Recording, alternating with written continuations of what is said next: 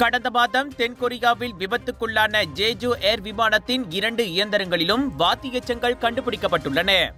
விபத்துக்கு 1 மாதத்திற்கு பிறகு தென்கொரியா அதிகாரிகள் வெளியிட்ட 6 பக்க அறிக்கையில் அது தெரிவிக்கப்பட்டது. அந்த போயிங் 737-800 ஜெட் விமானத்தின் 2 இயந்திரங்களிலும் பாய்கால் டேல்ஸ் எனும் ஒரு வகை புலம்பெயர்ந்த வாத்துகளின் மரபணு கண்டறியப்பட்டது. அவை குளிர்காலத்தின் போது தென்கொரியாவுக்கு பெரும் கூட்டமாக பறந்து வருபவையாகும். எனினும் இந்த தொடக்கக்கட்ட விசாரணை அறிக்கை சில முக்கிய கேள்விகளுக்கு பதில் தரவில்லை. குறிப்பாக தரையிறங்கும் கியரை பயன்படுத்தாமல் விமானம் தரையிறங்கியது ஏன்? விமானத்தின் இறுதி 4 நிமிடங்களில் விமான தரவு பதிவு கருவிகள் பதிவு செய்வதை நிறுத்தியது ஏன் என்பதற்கு பதில் இல்லை.